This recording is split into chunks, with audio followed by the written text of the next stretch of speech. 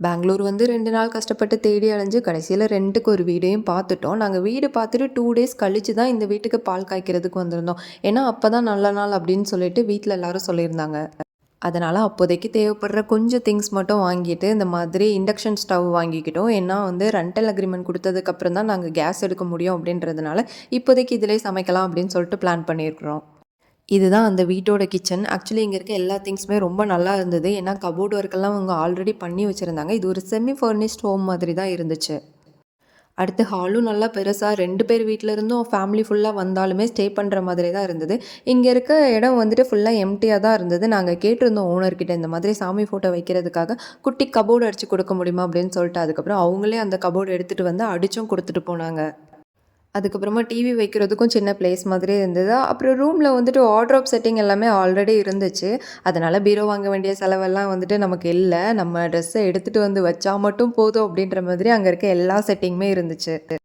இந்த வீடு மட்டும் கிடையாது. இந்த வீடு இருக்க ஏரியாவும் வந்துட்டு எங்க 2 பேருக்குமே ரொம்ப பிடிச்சிருந்தது. இது வந்து ஒரு ரெசிடென்ஷியல் ஏரியா. மோஸ்ட்லி இங்க வந்து பேச்சுலர்ஸ் எல்லாம் அலோவ் பண்ண மாட்டாங்கன்னு நெனைக்கிறேன். ஏன்னா நாங்க கேட்ட வரைக்குமே வந்துட்டு பேச்சுலர்ஸ் வந்தா அலோவ் பண்ண மாட்டோம் அப்படின்னு தான் வந்துட்டு எல்லா வீட்லயுமே வந்துட்டு ரென்டலுக்கு கேட்கும்போது சொல்லியிருந்தாங்க. அதனால இது முழுக்க முழுக்க வந்துட்டு ஃபுல்லா ஃபேமிலி மட்டும் இருக்கிற ஒரு ஏரியா மாதிரி தான் இருக்கு.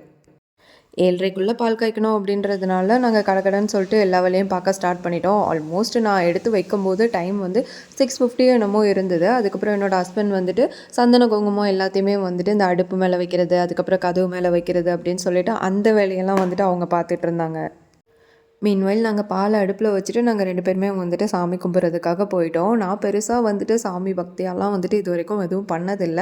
அதனால எனக்கும் அவங்களுக்கும் தெரிஞ்ச மாதிரி பூவெல்லாம் வாங்கிட்டு வந்து விளக்கேத்தி நாங்க வந்துட்டு சாமி கும்பிட்டோம். அடுப்புல வச்சிருந்த பாலும் நல்லபடியா பொங்கி கவுந்துருச்சு. அதுக்கப்புறம் நாங்க 2 பேரும் வந்துட்டு கொஞ்சமா கிளாஸ்ல ஊத்தி நாங்க குடிச்சிட்டு, அப்புறம் ஓனருக்கும் கொஞ்சம் குடுக்கலாம் அப்படின்னு சொல்லிட்டு குட்டி குட்டி கப்லயும் வந்துட்டு அவங்க வீட்ல எல்லாருக்குமே ஊத்தி எடுத்துட்டு போய் அவங்க வீட்லயே குடுத்துட்டு வந்தோம்.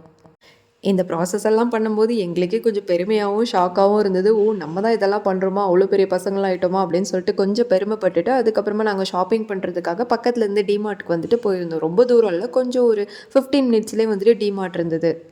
எப்படியும் உள்ள போனா வயிறு கடமுடன்னு பசிக்க ஆரம்பிச்சுரும். நம்ம என்ன டிமார்ட்டுக்குள்ள போனா 10 நிமிஷமா ஷாப்பிங் பண்ணிட்டு வருவோம். 2 மணி நேரம் குறைஞ்சது ஷாப்பிங் பண்ணுவோம். அதனால டிமார்ட்லயே வந்துட்டு ₹99லேருந்து பீஸா வந்து போட்டிருந்தாங்க. அதனால ஒரு பன்னீர் பீஸா வந்து ₹140க்கோ என்னமோ வந்துட்டு வாங்கி சாப்பிட்டுட்டு நாங்க வந்து உள்ள போயாச்சு.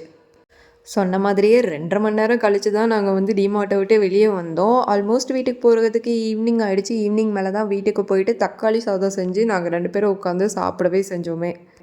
இந்த மாதிரி தான் இன்றைக்கி டேவே வந்துட்டு போச்சு. இந்த மாதிரி குட்டி குட்டி வீடியோ வேணால் எங்களோட சேனலை சப்ஸ்கிரைப் பண்ணி வச்சுக்கோங்க. Bye bye friends. Thanks for வாட்சிங்.